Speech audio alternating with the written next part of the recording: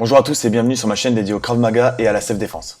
Dans cette vidéo, je vais aborder dans le détail le principe sûrement le plus fondamental en Krav Maga, la légitime défense.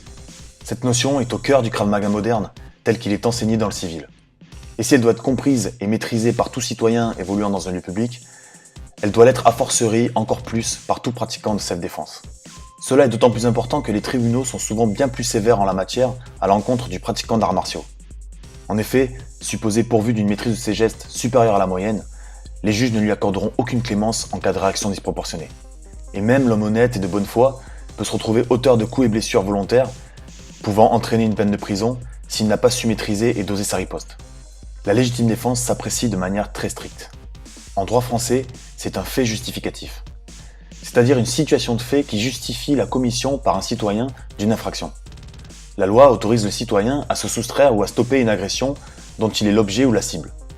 Mais le poids des mots étant important en droit, il est opportun d'examiner en détail les termes employés.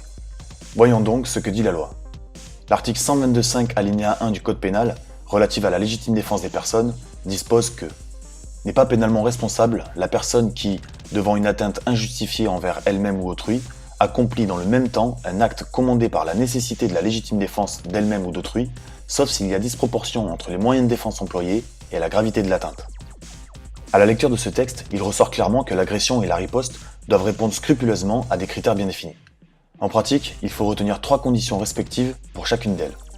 Concernant l'agression, la première condition est qu'elle doit être réelle et constituer un danger certain. Cela veut dire qu'une agression imaginaire ou supposée, qui n'existe que dans la tête de la victime, ne peut pas justifier une riposte de sa part. Dire « il me regardait avec des yeux bizarres, j'ai cru qu'il allait m'agresser » ne suffit pas pour que la légitime défense soit établie. Deuxième condition. L'atteinte doit être actuelle, c'est-à-dire qu'elle doit être en train de se commettre. De fait, dans le cas d'une agression qui vient d'avoir lieu, la légitime défense ne peut pas être relevée.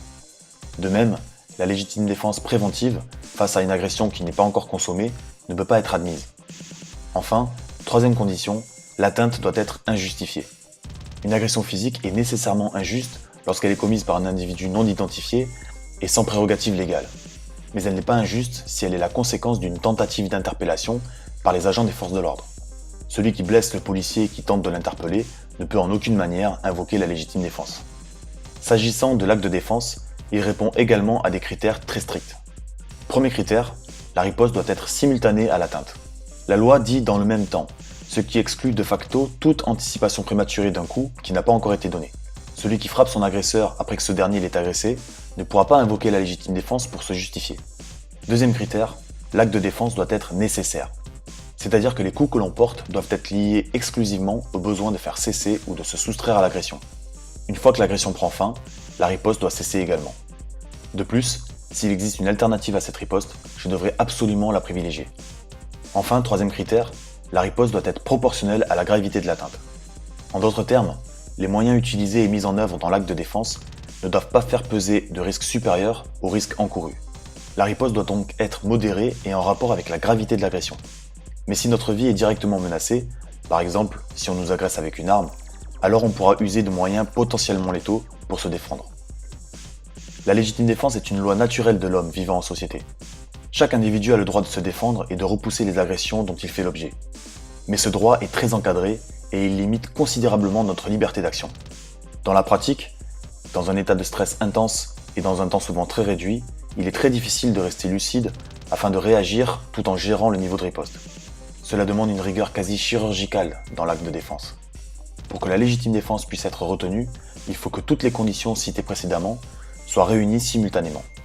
Autant dire que la fenêtre de tir est relativement étroite. Mais la loi est ainsi faite, et il est primordial de savoir à quoi on s'expose lorsqu'on doit se défendre dans la rue. Voilà les craveurs, à bientôt pour de nouvelles vidéos, et en attendant, go training!